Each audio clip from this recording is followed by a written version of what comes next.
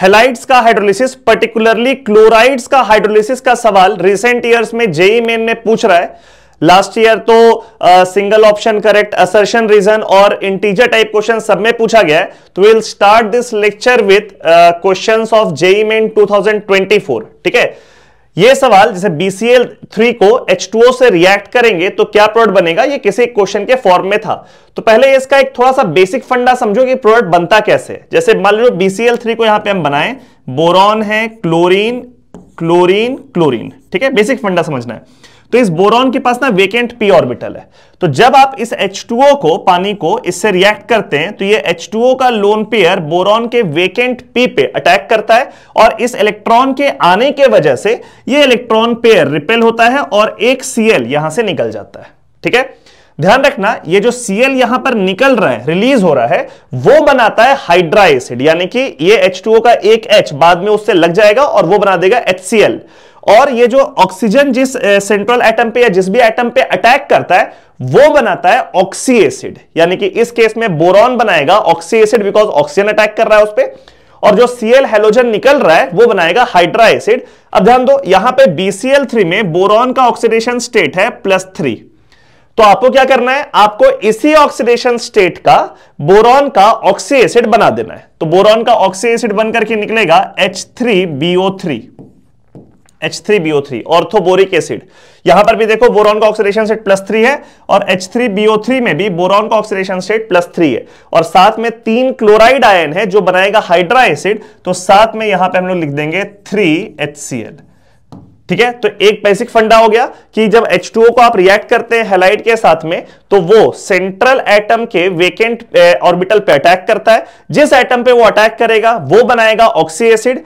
कौन सा oxy acid, तो ऑक्सीडेशन स्टेट सेम रहेगा। जैसे यहां पे बोरॉन का ऑक्सीडेशन स्टेट +3 है और H3BO3 में +3 है, तो सेम ऑक्सीडेशन स्टेट का ऑक्सी एसिड बना देगा और जो किनारे हैलाइड आयन है वो बनाएगा हाइड्रा एसिड। जैसे यहां पे 3 क्लोराइड आयन था तो ये 3 HCl यहां पे फॉर्म कर गया। ठीक है, अब इस क्वेश्चन में छोटा सा एक कैच है कि H3BO3 जो एक ऑर्थोबोरिक एसिड है, उसका फोटो मान लीजिए हम यहां पर बनाते हैं पहले, तब और अच्छे समझ में आएगा।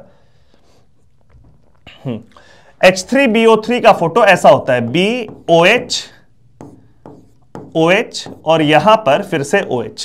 ठीक है, और इस बोरॉन के पास फिर से वेकेंट P है। ठीक है, तो जब H2O में तो वो डिसॉल्व है ही, H2O तो वहां पे एक्सेस में प्रेजेंट है, अभी भी H2O प्रेजेंट है, तो ये H2O इस बोरॉन पे फिर से एक कोऑर्डिनेट बॉन्ड बनाता है और लास्ट में इसका एक H+ निकल जाता है। तो क्या फॉर्म करता है, देखो ये H3BO3 में जब H2O अटैक करेगा तो ये ऑक्सीजन यहां से कोऑर्डिनेट बॉन्ड बनाएगा, बोरॉन के पास आ जाएगा माइनस चार्ज बिकॉज वो एक्सेप्टर है और ऑक्सीजन के पास आ जाएगा प्लस चार्ज बिकॉज वो डोनर है और यहां से एक H रिलीज हो जाएगा तो -H+ होगा और यहां पे फॉर्म कर जाएगा बोरॉन, ऊपर एक OH, इस तरफ एक OH, यहां पर एक OH, इस तरफ एक OH और यहां बोरॉन पे माइनस चार्ज, ये कंपाउंड फॉर्म करेगा। ठीक है, और साथ में निकलेगा कितना, एक H+। तो फाइनली जब BCl3 को आप H2O से रिएक्ट करेंगे तो वैसे कैसे फाइनल प्रोडक्ट H3BO3 नहीं होगा बल्कि फाइनल प्रोडक्ट ये वाला कंपाउंड होगा जिसको हम लोग ऐसे लिख सकते हैं BOH4 माइनस चार्ज। ये है इसका फाइनल प्रोडक्ट। ठीक है, साथ में 3 HCl बन रहा है वो तो सही बात है, ये इसका फाइनल प्रोडक्ट है और इसी फिनोमेना की वजह से, इस पूरे प्रोसेस की वजह से हम लोग कहते हैं कि ये H3BO3 मोनोबेसिक एसिड है। मोनोबेसिक एसिड कहने का मतलब कि उसको पानी में डिसॉल्व करोगे तो कितना H+ निकलेगा, सिर्फ एक।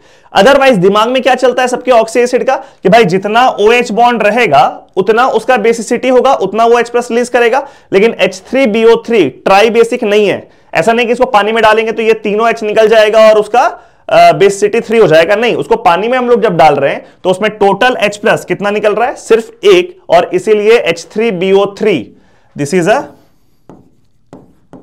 Monobasic acid. मोनोबेसिक एसिड, ठीक है, ध्यान रखना, एक्सेप्ट H3BO3 और जितना भी ऑक्सी एसिड है, जितना भी oxy acid H2SO4, H2SO3, H3PO4, H3PO3, जितना भी ऑक्सी एसिड है उन सब में जितना OH बॉन्ड होता है उतना उसका बेसिसिटी होगा, यानी कि जितना हाइड्रोजन O से कनेक्टेड है वो सब का सब बेसिसिटी का पार्ट होगा, वो सब का सब पानी में डालने पे रिलीज हो जाएगा। सिर्फ H3BO3 एक ऐसा एसिड है जहां पे 3 OH बॉन्ड है लेकिन इसका बेसिसिटी कितना है, 1। ठीक है, तो ये वाला केस तो हो गया। BCl3 का ध्यान रहेगा, हाइड्रोलाइज करेंगे, पहले ये बनेगा, फाइनली प्रोडक्ट आपका ये वाला बन जाएगा BOH4 देखो AlCl3 उसी ग्रुप का है। ये भी क्वेश्चन जेईई में 2024 में पूछा था किसी एक असर्शन रीजन वाले क्वेश्चन में कि AlCl3 में H2 में डालेंगे तो यहां पर क्या बनेगा।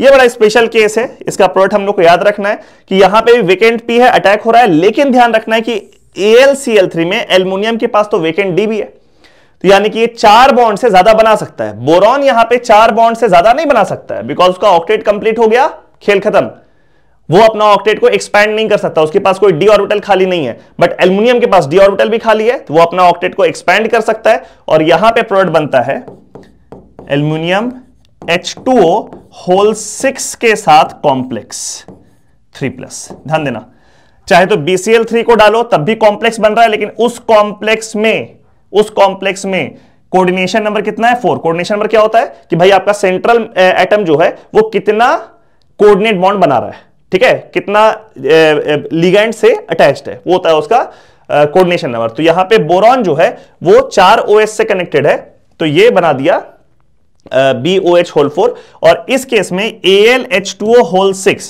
इसका कोऑर्डिनेशन नंबर कितना हो गया 6, और यहां पे बोरॉन का हाइब्रिडाइजेशन, इस केस में बोरॉन का हाइब्रिडाइजेशन हो जाएगा sp3, ठीक है, और यहां एल्युमिनियम का हाइब्रिडाइजेशन हो जाएगा sp3d2, ठीक है। ये भी सवाल 2024 से पूछा था, हाइब्रिडाइजेशन क्या क्या रहेगा, तो ये सब याद रखेंगे हम लोग, ठीक है। नेक्स्ट हम लोग आते हैं ग्रुप 13 का ही बात करते हैं। BCl3 का बात तो हम लोग कर लिए हैं, अब यहां पे बात करते हैं BF3 का, बोरॉन ट्राइफ्लोराइड का, क्लोरीन की जगह फ्लोरीन हो गया।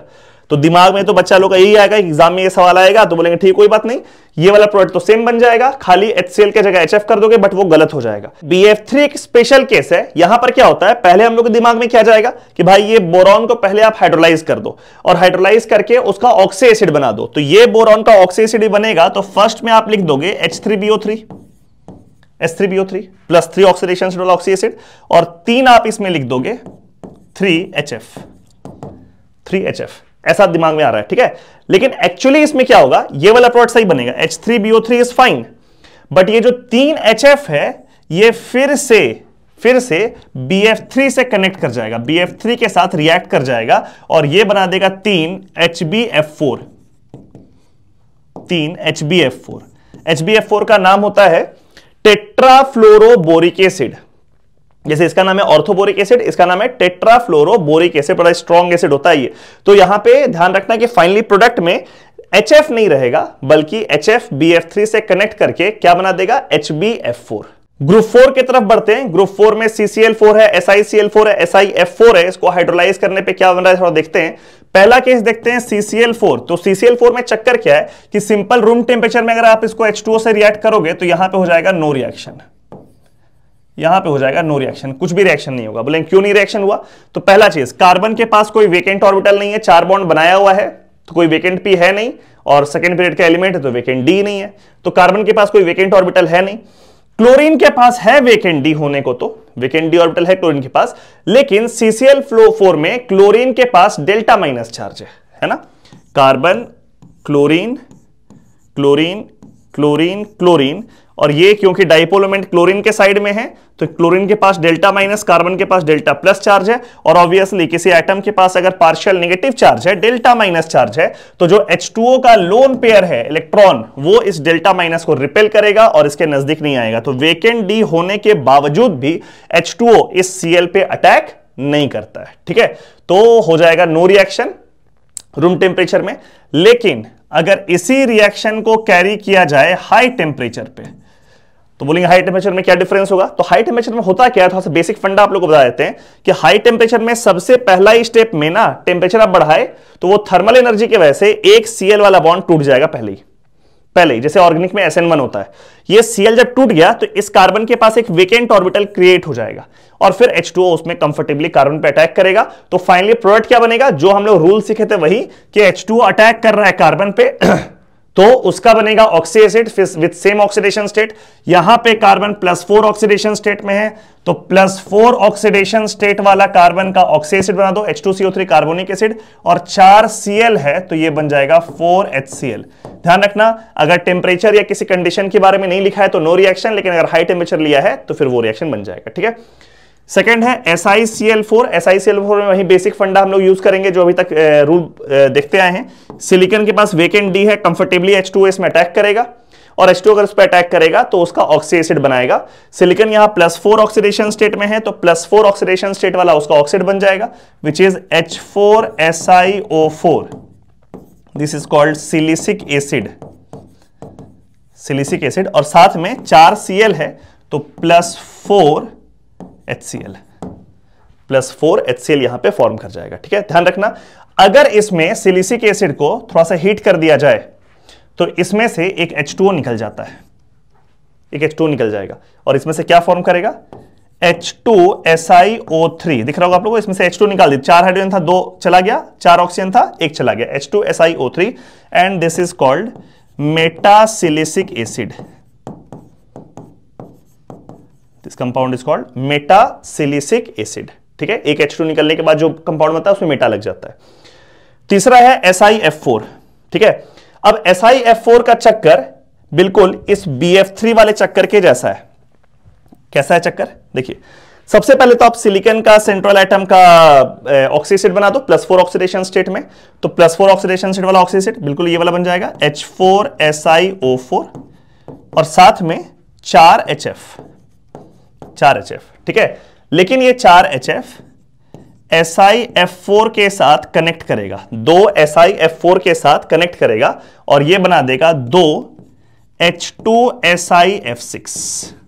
ठीक है, तो SiF4 का हाइड्रोलिसिस का प्रोडक्ट एक्चुअली क्या बनेगा, तो एक तो सिलिसिक एसिड बन जाएगा H4SiO4 और 4HF नहीं बनेगा बल्कि उसके जगह बनेगा 2 H2SiF6। इसका नाम होता है सिलिसिक एसिड, इसका नाम होता है हेक्साफ्लोरोसिलिसिक एसिड, हेक्साफ्लोरोसिलिसिक एसिड। तो ये हो गया ग्रुप 14 का हैलाइड्स।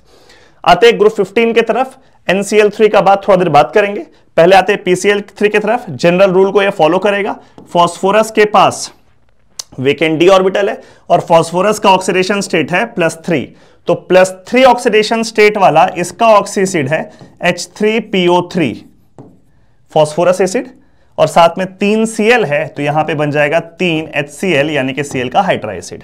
ठीक है, अगर PCl3 के बजाय आपको सवाल में दे दिया जाए PCl5 + H2O कि इसका प्रोडक्ट बनाइए, सेम रूल फॉलो होगा। फॉस्फोरस का ऑक्सीडेशन स्टेट है इसमें +5, तो +5 वाला ऑक्सी एसिड बना दो विच इज H3PO4। ठीक है, यहां भी +5 ऑक्सीडेशन स्टेट है और साथ में 5 क्लोरीन है तो 5 इसमें बन जाएगा HCl। ठीक है, AsCl3 सेम फंडा होगा।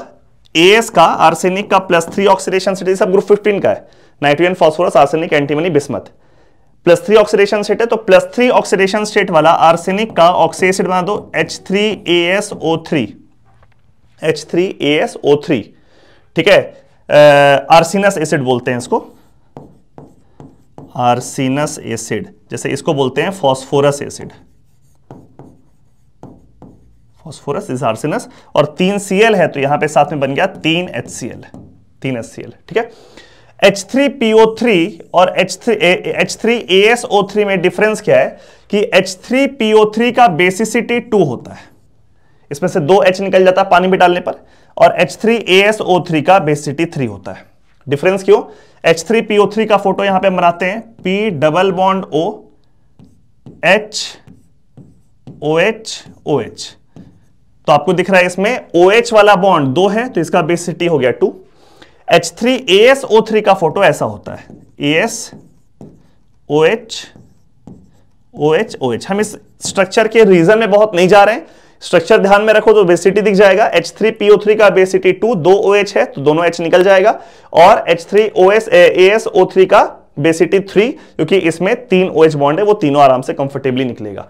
ये वाला H रिप्लेसेबल नहीं है, पानी में डालने पर ये वाला H नहीं निकलता है बिकॉज फॉस्फोरस और हाइड्रोजन का इलेक्ट्रोनेगेटिविटी सेम होता है तो वो वाला H नहीं निकलेगा। हो गया, ये दोनों क्लियर है। SbCl3 और BiCl3 थोड़ा सा अलग बिहेवियर शो करता है बिकॉज ये ऑक्सी एसिड के फॉर्म में एग्जिस्ट नहीं करता है, ये आयनिक कंपाउंड यहां पर बनाएगा। SbCl3 विल फॉर्म SbOCl जिसमें से Sb प्लस चार्ज है और OCl माइनस चार्ज है, और साथ में एक Cl तो यहां रह गया, 2 Cl बचा तो वो 2Cl का 2HCl जो हम लोग बनाते हैं हाइड्रोक्साइड बन जाएगा। सिमिलरली BiCl3 भी सेम काम करेगा, वो बनाएगा BiOCl, Bi प्लस और OCl माइनस और साथ में 2HCl। ठीक है, तो ये चार आप लोग ध्यान में रखेंगे प्रोडक्ट। अब आते हैं बात NCl3 की तरफ। NCl3 में जब आप उसको H2O से रिएक्ट करेंगे तो पहली बात तो नाइट्रोजन के पास कोई वेकेंट ऑर्बिटल है नहीं, बाकी सब तो वेकेंट ऑर्बिटल भी है, तो H2O नाइट्रोजन पे अटैक नहीं करेगा। लेकिन H2O Cl पे अटैक कर सकता है ड्यू टू वेकेंट D। देखो इसका फोटो बना के दिखाते हैं। NCl3 का फोटो ऐसा है, Cl Cl Cl।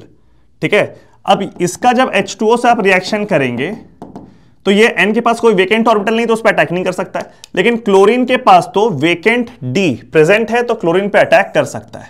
ठीक है, फिर आपके मन में एक सवाल आएगा कि सर यहां पर जब CCl4 का बात हुआ था तो यहां पे क्लोरीन के पास वेकेंट D था, लेकिन हम लोग उसको H2O को अटैक नहीं किए थे क्योंकि यहां पे हम बोल दिए थे क्लोरीन के पास डेल्टा माइनस चार्ज है, पार्शियल नेगेटिव चार्ज है, तो H2O का लोन पेयर को वो रिपेल करेगा, इसलिए वहां पे रिएक्शन ही नहीं हुआ था। वो केस यहां नहीं है क्योंकि N और Cl का इलेक्ट्रोनेगेटिविटी सेम होता है, इलेक्ट्रोनिटी का वैल्यू सेम होता है, तो इस Cl के पास एज सच कोई डेल्टा माइनस चार्ज नहीं है, और अगर थोड़ा बहुत है तो उतना डोमिनेटिंग नहीं है कि वो H2O के लोन पेयर को रिपेल करे। तो यहां पे due to same electronegativity of N and Cl, chlorine के पास कोई इलेक्ट्रॉन डेंसिटी बहुत हाई नहीं है, कंफर्टेबली H2O अटैक करेगा। और हम लोग थोड़ा देर पहले बात किए थे कि H2O जिस एटम पे अटैक करता है वो बनाता है ऑक्सी एसिड और दूसरा वाला एटम बनाता है हाइड्रा एसिड। हर बार क्या हो रहा है, सेंट्रल एटम पे H2O अटैक कर रहा है तो वो बना रहा है ऑक्सी एसिड, और ये साइड एटम जो है हैलाइड वो बना रहा है हाइड्रा एसिड। इस बार क्या हो जाएगा, Cl पे ऑक्सी एसिड बनेगा तो ये 3Cl पे बन जाता है, यहां पे 3HOCl। HOCl का नाम होता है hypochlorous acid, this is called hypochlorous acid. ठीक है, और ये N पे ऑब्वियसली ये Cl निकलता जाएगा, बॉन्ड तोड़ के H उसके पास जाते जाएगा, ये बना देगा अमोनिया, है ना। जैसे हर बार हैलाइड पे लग रहा है H, इस बार N पे लग जाएगा 3H, और यहां कंपाउंड क्या फॉर्म करेगा, अमोनिया। यहां पे नाइट्रोजन का ऑक्सी एसिड नहीं बनेगा बल्कि क्लोरीन का ऑक्सी एसिड का फॉर्मेशन होगा। ठीक है, आगे बढ़ते हैं। ये है ग्रुप 16 का, कुछ बात कर रहे हैं हम लोग। SF4 प्लस H2O, फिर से सल्फर के पास वेकेंट D प्रेजेंट है तो आराम से कंफर्टेबली H2O पे अटैक कर सकता है, +4 ऑक्सीडेशन स्टेट है तो +4 का उसका ऑक्सी एसिड बना दो तो H2SO3 बना, और साथ में 4 फ्लोरीन है तो 4 HF का फॉर्मेशन यहां पे हो जाएगा। ठीक है, ये एक्सेप्शन वाला केस है, SF6 plus H2O will give you know reaction,